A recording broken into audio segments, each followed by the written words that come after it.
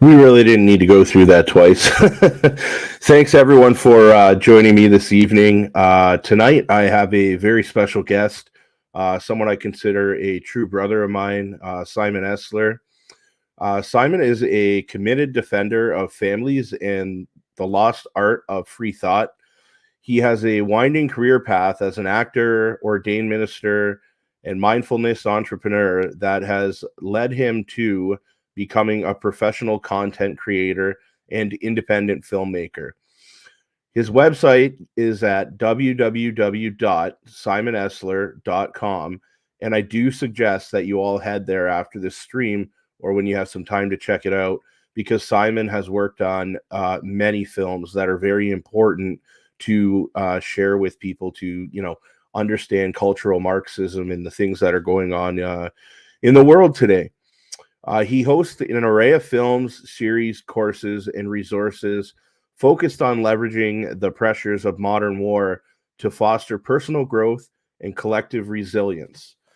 So, before we go any further, I would like to welcome Simon to the stage. Simon, how you doing today? I'm doing great. I'm doing great. Thanks for having me, brother. Awesome. Yeah, well, I'm certainly looking forward to watching this film that you've put together here. Do you want to maybe tell us, what we can expect to see in this film and why you decided to put it together? Absolutely. So, I've been studying the war on the family for a long time. And just generally, the kind of this war to reorder power in the world, a lot of the globalist influences that are seeking to do that. And there seems to be a use of communism to do just that. So, having researched this for years, I have, of course, encountered a lot of denial that any of this is communism, that we're dealing with Marxism or communism. A lot of attitude, a lot of left wing people saying you've never read Marx, go read a book, you have no idea what you're talking about. Lots of that. And so it was incredible to me when I arrived at the 1 million March for Children protest in Toronto that the counter protest there at the time, it was being led by active, trained neo Marxists who were using Marxism to chant about transgender rights. And so, to be honest, I just kind of got excited. I was like, fuck Yeah, yeah, and right? And I can echo that too. That was a really weird day, and actually, I was fortunate enough to get to spend some time with Simon and have a nice dinner that day and everything. But yeah, we spent some time and we talked about what was going on there, and we observed a really strange pattern of behavior. Really, the way these people were conducting themselves. We seen all types of things go on that day, and one of the things that really stood out to me was seeing a young child in a high school who ended up being physically assaulted by an adult male. And that was very hard to take in, and I'm sure that was something that was hard for you to take in as well. Yeah. Refresh my memory. What other types of things were we seeing there that day? Well, that was the day that Josh Alexander's brother was beaten bloody by the counter protesters there and was then subsequently dragged off and arrested after he was the one who was beaten bloody. That was a pretty interesting turn of events. And then he was subsequently taken into custody without any information being given to his brother. That was a pretty interesting thing to watch. That was all on camera. I also that day actually, and that was the I think that was the education over indoctrination protest up in North Toronto, right? That one, Correct. Yeah. that one, I talked to a lot of high school students at that one, and that was interesting as hell because there were high school kids chanting in support of parental rights. I talked to a girl who, she was saying that they were upset because they have friends who wear the hijab, who, I guess, in their religion, you can't let men see you take it off. And so girls who are wanting to go into the washroom to take it off, to fix their hair, to do whatever, with biological males coming in because of these new trans rights laws, it would be infringing upon their religion. And so she was upset Ah. from a religious perspective, saying this is infringing upon our religious rights. by trying to give, like, new trans students rights, the boys in the school who say they identify as girls. I had some interesting encounters. Also, that day, there was a guy who was masked and dressed like Antifa, but was on our side. That's right. And that dude, I guess he worked in cybersecurity, and his experience was that these left-wing Antifa psychos like to dox people and ruin their lives. And having worked in cybersecurity, he was just like, I'm not going to give them my identity, no fucking way. But I am going to show up Yeah. and troll them with signs. So that day was pretty interesting, and that was the day when I got this interview with Billboard Chris that we're going to see in the film. It's at least part of the interview. There's more to it that I'm going to release later. Good. Oh, okay. So this is kind of going to be like a different part series. Is that, am I correct in saying that, or are you just going to add to it, or what's the plan going forward with the film?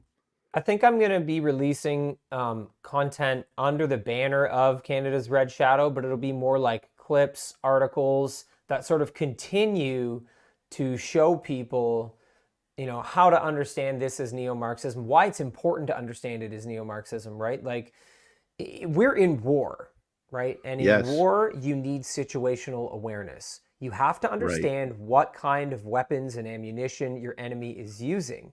So they have spent a lot of energy trying to deny that this is communism.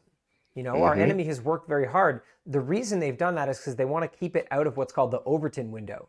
And the Overton window is really like the words and terms and concepts that you can discuss openly in public that are able to lead to actual policy change on a governmental level. So if they keep it out of the Overton window as something that's absurd, that's conspiracy theory, that's just right-wing bigotry, then it never gets to the point of open dialogue and actual policy change that can protect children from influences like communism. So it's important that we call it out for what it is to get it into the Overton window so we can enforce policy changes that actually protect children and our society generally from this communist influence. Right. And we see things being repeated every single day, like democracy, democracy, democracy, right? And it's actually become quite trendy now to have these establishment politicians continually be repetitive and say this word, a word that means, I like to think, I hope it means something to everybody of all political affiliation. But we know what they're saying and what they're doing are, completely different things. And, Yeah. I'm sure you've seen yourself with, in the last couple of weeks there with what happened to even David Menzies, for example, like somebody who, they refuse to acknowledge as a journalist. And it's funny, if you actually go back and look at the history of, David Menzies' um, journalistic experience, like he's been doing this for 40 years now. Yeah, He he's is an one of OG. the, yeah, man, like this guy's literally like one of, if not the, he's like one of the oldest journalists in Canada. Like he used to work for the Sun and like they're just like, oh yeah, like you're not telling the news how we like it, so you're not a journalist. And it's just, there's all these different tactics. And I guess before we get into it, you have you're very aware when it comes to cultural Marxism. So Yeah. I think our audience here could benefit hearing from you. Like, what do you think are some different strategies that we can do to work together to, help go up against this? Well, I think there needs to be an understanding of how cultural Marxism sort of came to be. Like, how did it progress from just Marxism, which is focused on capitalism and it's about material determinism, into cultural determinism? So, the two main differences here is that the old school classical Marxists, they believe that human destiny is driven by whoever controls material wealth. These Yep. new Marxists, they believe that human destiny is controlled by whoever controls cultural wealth and cultural power, cultural production. Okay. Okay? So they are establishing what are called counter hegemonies. This is a kind of Marxist, neo-Marxist warfare. They're trying to get into institutions, and they claim that there are these, hierarchies of power, that there's always white, heteronormative, cis-normative men at the top of all these power structures, and that they need to invert these power structures. So one of the things we need to do is defend the norms that we have based on values and principles. You know, why do we have the norms that we have? Why is it important to have the gender binary, for example, right? Right. So I would say one of the main things you can do is get your kids out of school if you can do that. To me, that is the number one solution. If you can get your kids out of the public schooling system, this should be a priority. Now, that's not necessarily an easy thing for everyone to do, but if you're going to have your kid in the public schooling system, then you have to be hyper involved. You need to be completely aware of everything that's being taught in every class. And as you'll see in this film, it's not just what's in the curriculum. They have ways of hiding what they are teaching kids in the classroom. We're going to get into some of that. So it means you need to be aware of what they're talking about, that professional development days with the teachers, what kind of school improvement plans and initiatives they have going. These are the kinds of subversive ways they're hiding it. So get your kids out of school, or get so involved that you are aware of the subversive ways that they're injecting neo-Marxist brainwashing into the classroom. So you can call it out. Yeah, okay, and thanks. That I couldn't agree with you anymore, Simon. So, before we go any further, we're gonna play the video for you guys here, and Simon's done a fantastic job on it, and I'm looking forward to watching it again. Guys in the chat, if you have any questions, drop them in the chat, okay? Because after we watch the film, Simon's gonna stick around for a little bit, and he's happy to answer any questions you have. And if there's anything I can answer, I'm happy to do that as well. We're going to try and play it like this quick. And, if you guys can't see enough, I'll take me and Simon off the screen for now.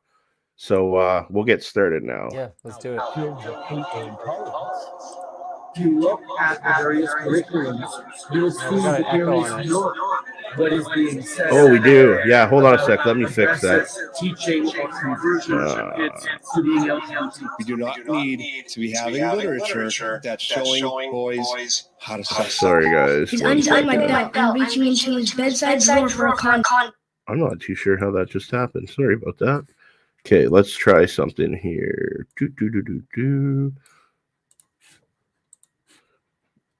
Let's try this again. And I never suggest. Can you hear it, Simon? Concerned about parental rights is somehow filled with hate or intolerance. If you look at the various curriculums, you'll see that there is not what is being said out there about aggressive teaching of conversion of kids to being LGBT. We do not need to be having literature that's showing boys how to suck. He's undoing my belt. I'm reaching into his bedside drawer for a condom. But they're weaponizing the issue of LGBT. I'm a sixth grader. I'm a sixth grader. I'm a sixth grader. I'm a sixth grader. It makes me very, very sad that as a teacher, my profession is going to be the one to indoctrinate your kids. And my profession is going to teach your kids that they have rights that go beyond what you say in the home. And our government is going to use our kids to change our culture. It takes from 15 to 20 years to demoralize a nation. Why that many years? Because this is the minimum number of years which requires to educate one generation of students exposed to the ideology of the enemy. In other words, Marxism-Leninism ideology is being pumped into the soft heads of at least 3 generations without being challenged or counterbalanced. This is like a play right out of Communism 101. Tear down the family unit, tear down society, build it back up as a... Marx, you don't know what you're talking about. I don't? No, you don't. You don't know what you're talking. You never read a book. I doubt it.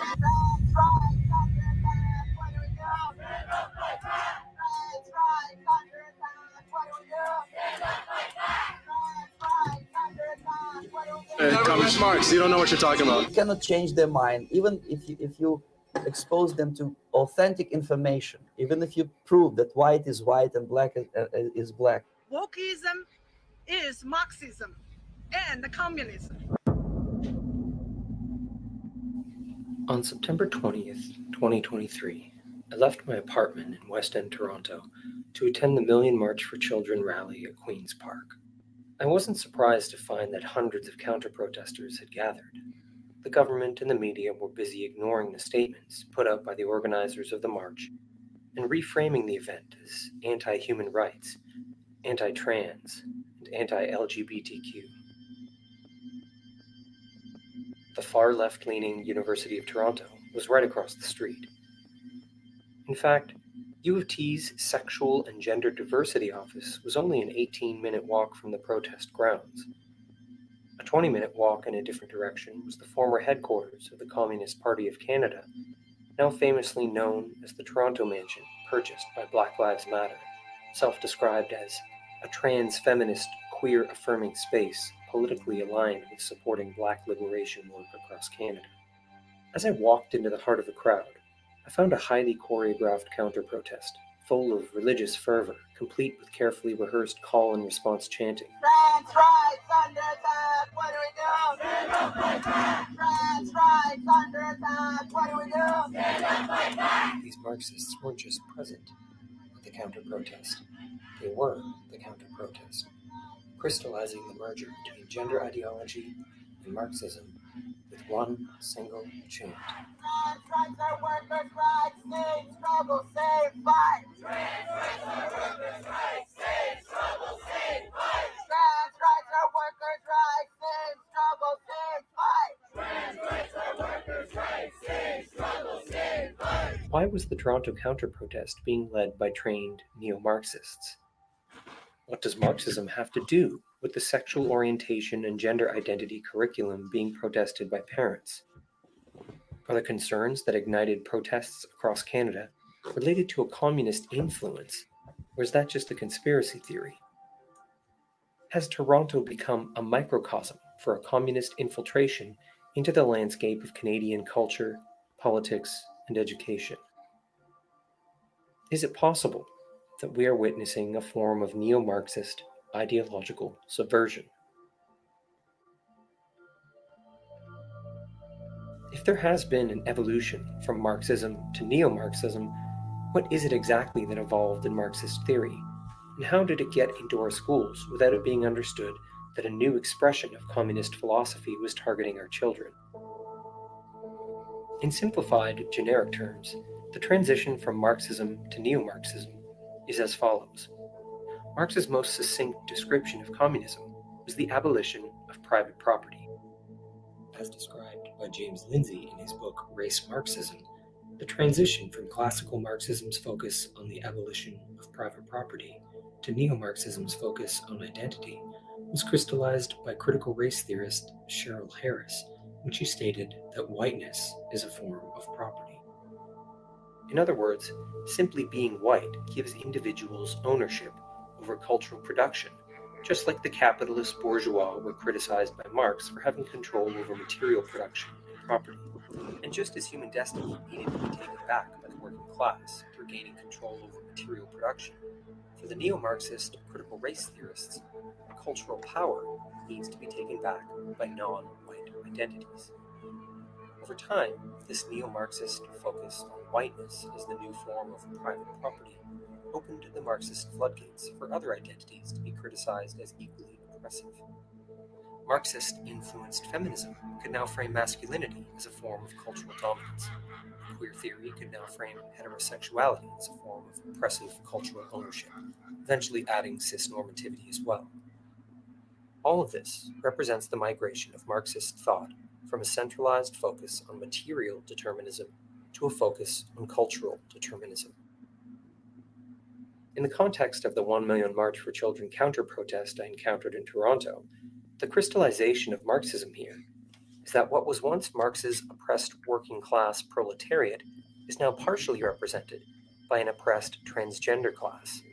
Again, this is crystallized by the theorists themselves in a book actually called Transgender Marxism, where they openly state that transgender people are a new proletariat. A book seemingly advertised by one of the counter-protesters in attendance at Queen's Park.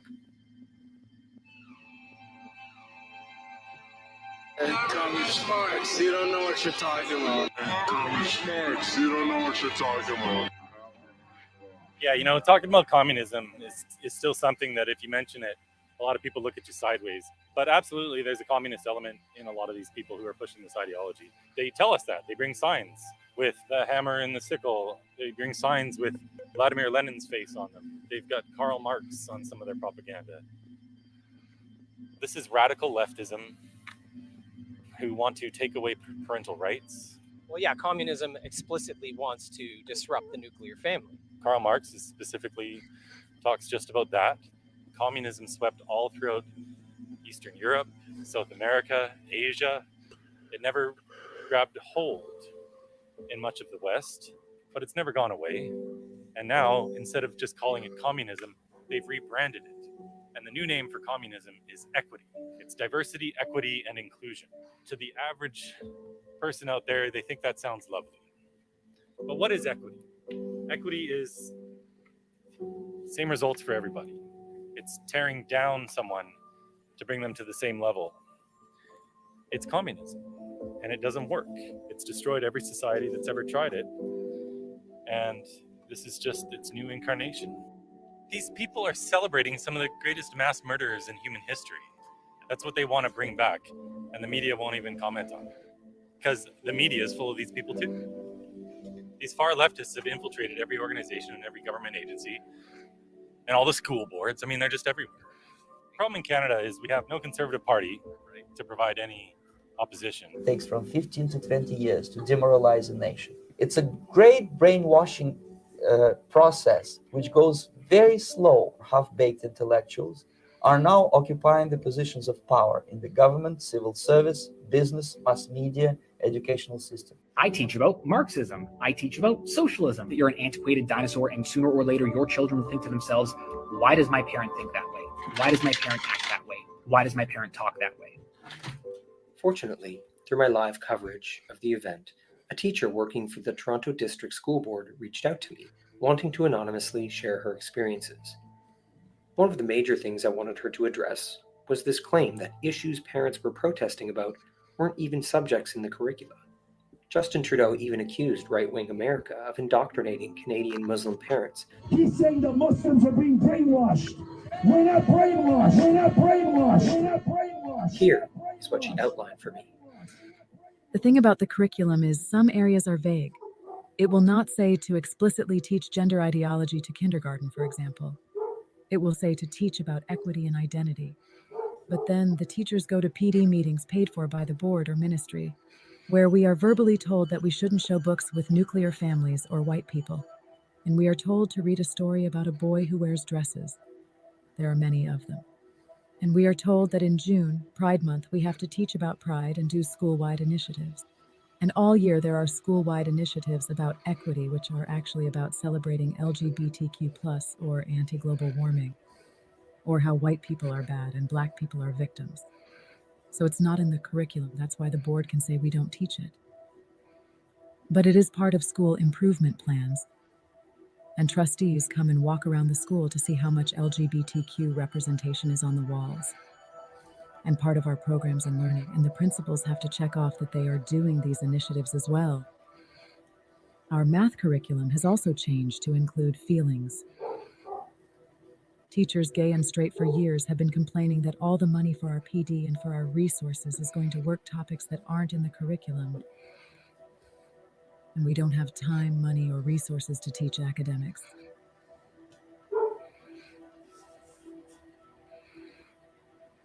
We are so far behind other cultures and countries. Kids talk about their feelings and identities all day. And if they don't want to try, if they don't want to put in effort to do their work, there's nothing we can do. Can't fail them. There's the No Child Left Behind policy. We can only talk about what they can do. And sometimes that looks like Johnny really likes basketball as the only thing they can do in grade 8. And then they get shipped off to high school.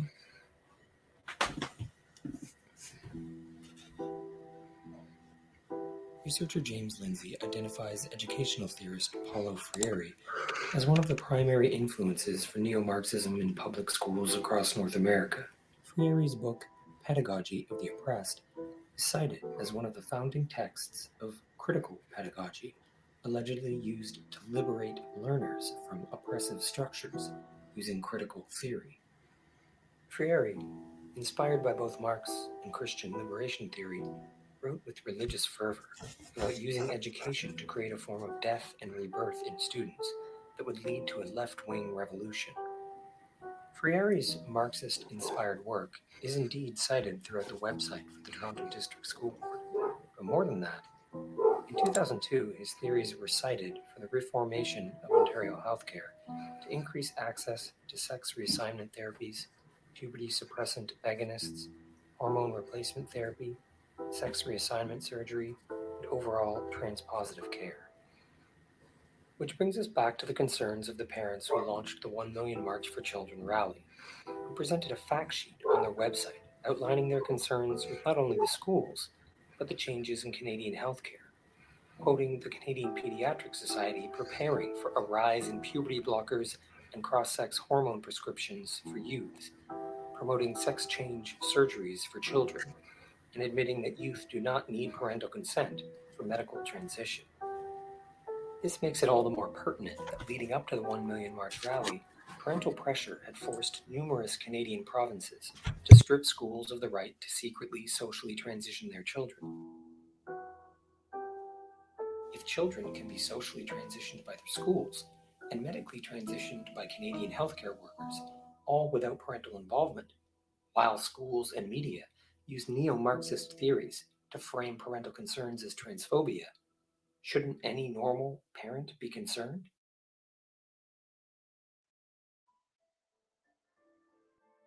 Why they don't have lessons about socialist countries? Why they don't have lessons about how many people were killed in Russia or in China by these communist people? That's what they come into. They think it's a game. It's not a game. Are Canadian parents awakening to the fact that there's a neo-Marxist cultural revolution being enacted in Canada? Are we awakening to a government and media that are using psychological warfare to squash dissent against this influence? And regardless of all their efforts, will the parents of Canada continue to stand up and say no? If you feel this film is important, please consider making a donation at simonesler.com to help me continue this work. You can also download this film in its entirety and share it along with a story of how communism is impacting you in your community.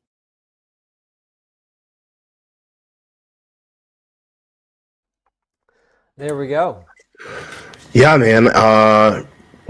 The first thing I want to say is well done. I'm sure that took you a lot of time to put together, and I really appreciate people like yourself who take the time to put effort into making real videos like that, because people need to see it. And that's the kind of thing that has all the receipts attached to it and all the evidence there, and it makes it factually correct. And that's important when we're trying to present this information to people. We can't be telling people, oh, believe this, without having all that there. So, that's a great video.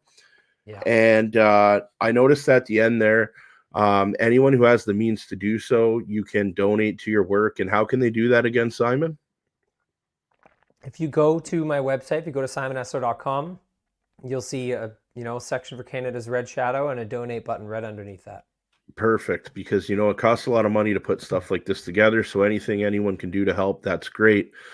And when was the first time you released this, Simon? Has it gone out pretty far? Did it make it as where you were hoping to get it? It's had some good, Billboard Chris shared it, and then the Chanel, the woman. So the section with that Ontario whistleblower, or the TDSB whistleblower, where it's all the evidence of everything that's going on in the classrooms.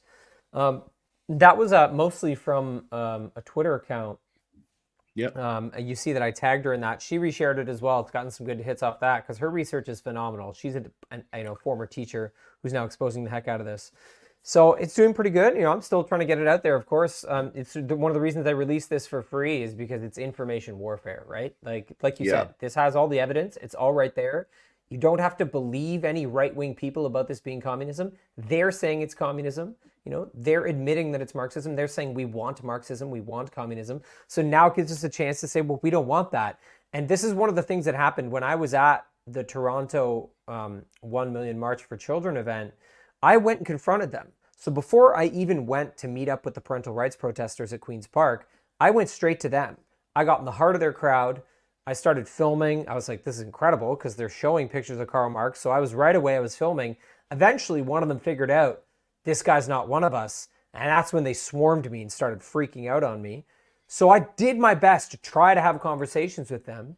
And, in those conversations, I was stating explicitly, my problem is ideology. This is an ideological issue. None of them could get that through their heads. Even though they're there, surrounded by pictures of Karl Marx, they couldn't see it as anything but transphobia, bigotry, homophobia.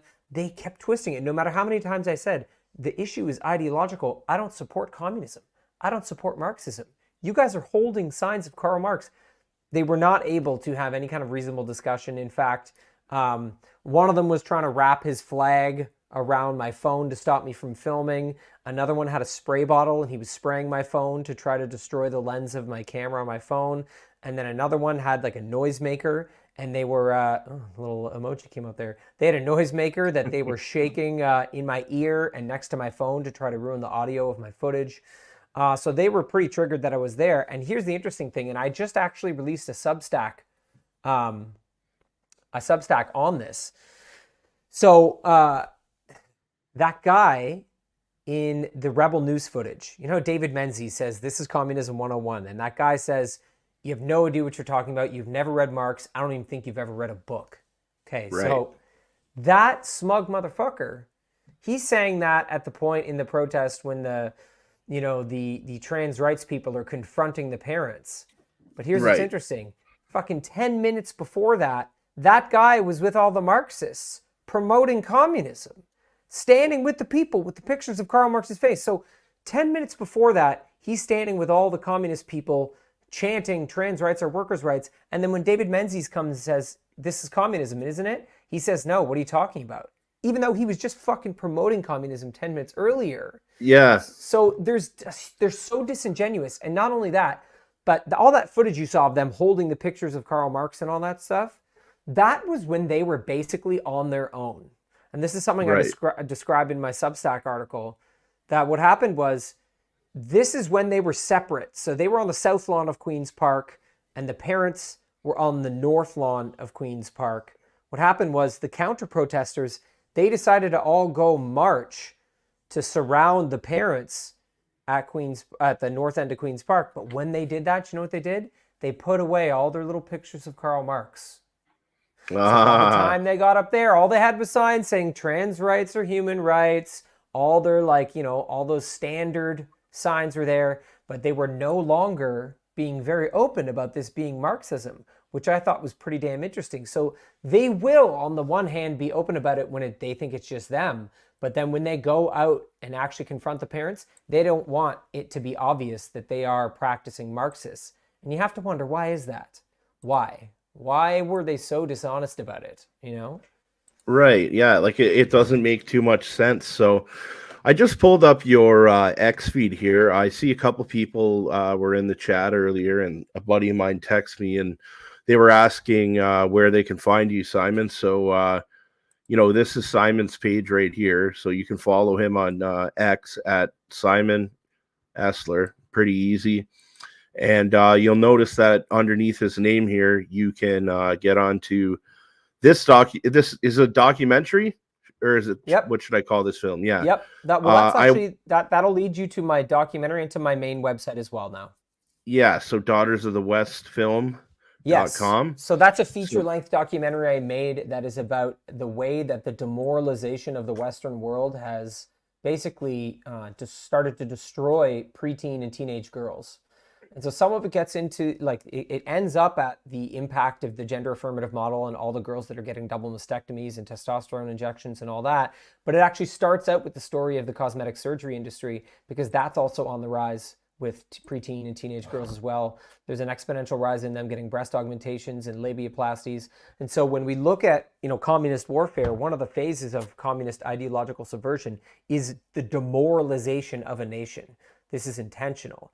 And so that film examines deeply what this broad and long-term demoralization has done to girls in the West, which is why I called it Cut, Daughters of the West. So it's a really deep dive into that. And it's very shareable to people on the left as well, because it invites the plastic surgery element of it as well, which is non-political.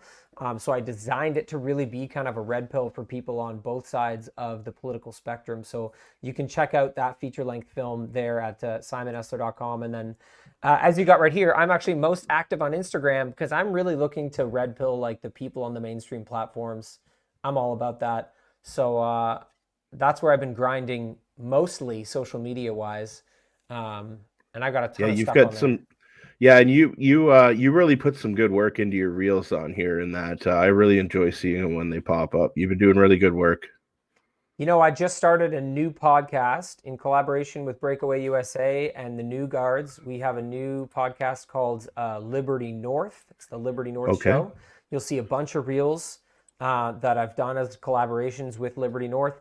And we're looking at Canada, as the front lines in this war against globalists and this, this influence to order the world in a new way, so to speak.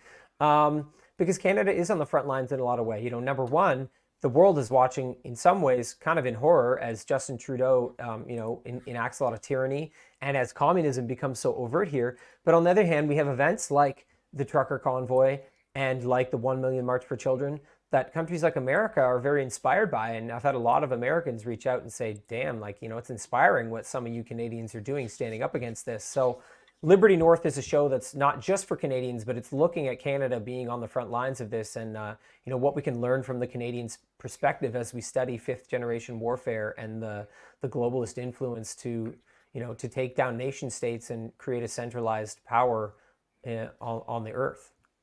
Yeah. And guys, this is where you can find Simon on YouTube. So like you said, you're not as active on YouTube, but that might change one day. Who knows? I think we're all doing this we're in and out with YouTube because we kind of want to get those people and bring them to other platforms where we could talk freely. Yeah. But I think as people like myself and you who actually spend a lot of hard work and time trying to convey our line of messaging, we get really frustrated with these platforms like YouTube. Like I said before we went on here, I wouldn't be surprised if this one gets taken down just because we talk about the trans stuff. I don't know how that works exactly with YouTube, but yeah, we'll see. I think I might eventually post the whole film on YouTube and just see what happens.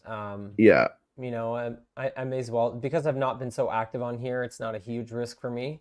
I've been like I said, I've been building most of my following and networking on Instagram just because that's where they somehow have not totally shadow banned and censored me at this point. So I'm going to take it while I can get it. Man, is that not weird? I tell people that too, and they don't believe me, Simon. I'm like, listen, I am least shadow banned on Instagram. I don't understand it. I don't know how it works. No. On Twitter, I'm completely throttled. All I had to do one time on Twitter to ruin my Twitter account was when I posted what happened at Pride in the Park. I posted those pictures. So this is how dirty the left, these Marxists use their tricks. What I did is I posted a picture of something that children could see that was in a public family park that children shouldn't have been able to see. It was basically I remember pornographic art. Yep. And once I put that on the internet, what did people do? All these Antifa people mass reported me. And then I was told by Twitter that you're not allowed to put that pornography on there. Now, how do you think that makes me feel when I'm going to the police and giving them this and telling them that there's, 3-year-olds on camera there looking at this art and they're like, oh, there's nothing we can do about it. It's freedom of expression. It's art. But meanwhile, I'm 36 and posted on the internet and, they're telling me you can't do this. it's just an upside down world at that point. I know it's nonsense, and I don't even know why I'm so shadow banned on Twitter. I really like. It is hard for me to get any engagement on Twitter at all. Every once in a while, I'll break through a little bit, but especially like since I have the paid Twitter account, Right. I've seen almost no change in the amount of engagement I get. So my shadow ban seems to have remained on Twitter, regardless of the changes that have gone on since Elon Musk took over. I don't really know what to make of that at this point. I've considered maybe just starting a new account because sometimes I can barely get like 2 engagements Yeah. on something I post, and it's frustrating as hell. But it is also the war that we live in. We are dealing with a 5th generation war where algorithms and censorship and big tech these are major components of the war we're in. They're major forms of weaponry that the enemy utilizes, and you have to just try to navigate it as best that you can. And I find networking is really one of the best ways to do that. It's one of the reasons why I've been collaborating with Breakaway USA, because they have a really strong network across a bunch of different platforms. And that's why I've been collaborating with Mom Army and Dad Army. And, you just this is a war in which it's networks versus networks. And so, I just grind to continue my networking so that even when there are shadow bans and censorship, if you have a powerful network behind you, there's a shit ton that you can do. So, I really encourage people to try to think of it that way. And especially networks offline, right? You really want to be dominating the physical domain. You want to have good, solid community. You want to have connections that don't rely on social media that you're growing. That's really important as well. And that's something that we've done as a family.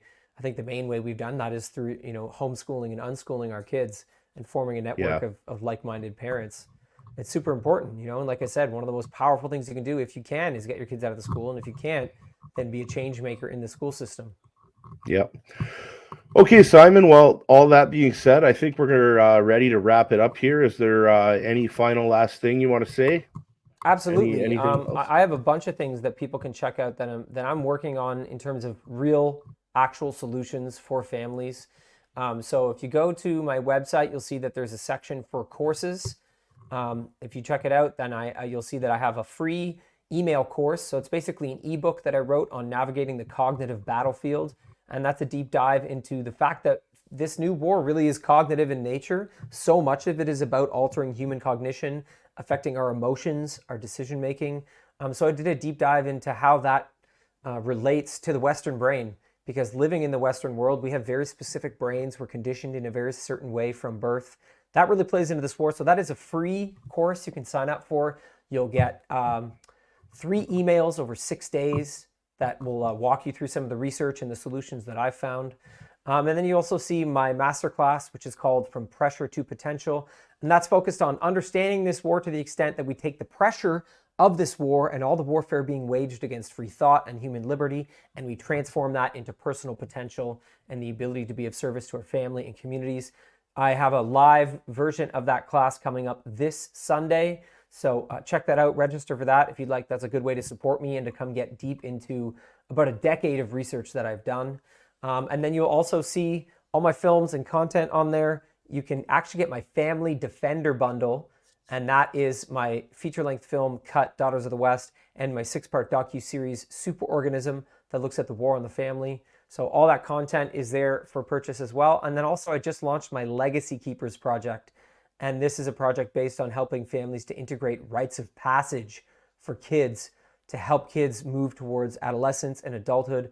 I really believe that rites of passage, doing forms of initiation, ritual, ceremony, all of that is really important to give kids meaning in the struggle towards adulthood.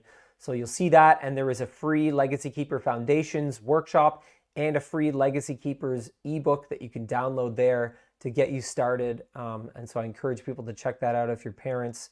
It's a major resource that I've launched, and we've done a ton of work to get that out there. And the last thing is that you can go to the free Thought Shop and you can get apparel. I actually have a Communism Kills shirt right now, a retro Communism Kills shirt. And if you use the code Red Shadow, you get $5 off that shirt. So that's the panoply of things I have going on my website. So check it out. I've got a ton there that I'm working on. Awesome, man. Well, thanks a lot for joining us. Thanks for all your work. And like I said, I've been a little busy lately, but me and Simon have been meaning to get on for a while. So we're going to do this again, and we're going to come on for a couple hours and just get deep into everything and talk about everything. But until then, thanks for joining us. And I hope you have a good night, Simon, and goodbye to the chat. And we will see you all next time.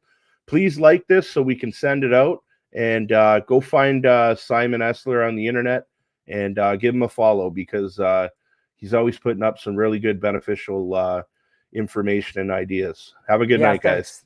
Take care, everyone. Yeah, take care.